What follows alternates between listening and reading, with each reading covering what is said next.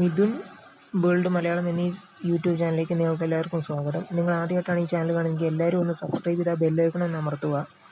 പ്രേക്ഷക സ്വീകാര്യത നേടി ഫഹദ് ഫാസിലിൻ്റെ ആവേശവും വിനീത് ശ്രീനിവാസൻ്റെ വർഷങ്ങൾക്ക് ശേഷവും പ്രദർശനം തുടരുകയാണ്.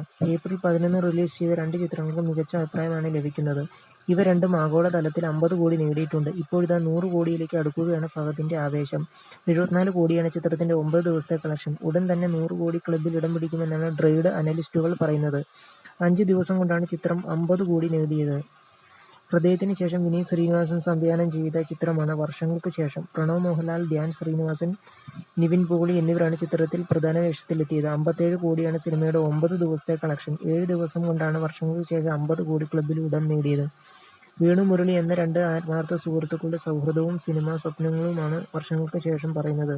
അജു വർഗീസ്, കല്യാണി പ്രിയദർശൻ, ബേസിൽ ജോസഫ്, വിനീത് ശ്രീനിവാസൻ, നീരജ് മാധവ്, നിത പിള്ളൈ, അർജുൻ ലാൽ, അശ്വന്ത് ലാൽ, കലേഷ് രാംനാഥ്, ഷാൻ റഹ്മാൻ എന്നിങ്ങനെ വൻ താരനിരയാണ് ചിത്രത്തിന് അണിനിരന്നിരിക്കുന്നത്.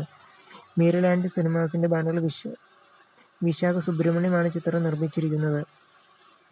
രോമാഞ്ചത്തിന് ശേഷം ജിത്തു മാധവ് സംവിധാനം ചെയ്ത ചിത്രമാണ് ആവേശം. ഫഹദ് നായകനായി എത്തിയ ചിത്രത്തിൽ ആശിഷ് വിദ്യാർത്ഥി, സജിൻ ഗോപു, റോഷൻ, പ്രമുഖ മലയാളി ഗെയിമറും യൂട്യൂബറുമായ ഹിപ്സ്റ്റർ മിഥുൻ, JAS, പൂജ മോഹൻരാജ്, നീരജ രാജേന്ദ്രൻ, ശ്രീജിത്ത് നായർ, തങ്കം മോഹൻ എന്നിവരാണ് പ്രധാന കഥാപാത്രങ്ങളെ അവതരിപ്പിച്ചിരിക്കുന്നത്.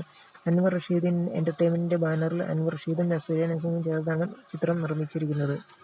ഈ വീഡിയോ ഇത്രയേ ഉള്ളൂ. നിങ്ങൾ എല്ലാവരും ഒന്ന് സബ്സ്ക്രൈബ് ചെയ്ത് ബെല്ലൈക്കൺ ഒന്ന് അമർത്തി ഈ ചെറിയൊരു ചാനലിനെ ഒന്ന് സപ്പോർട്ട് ചെയ്യണേ.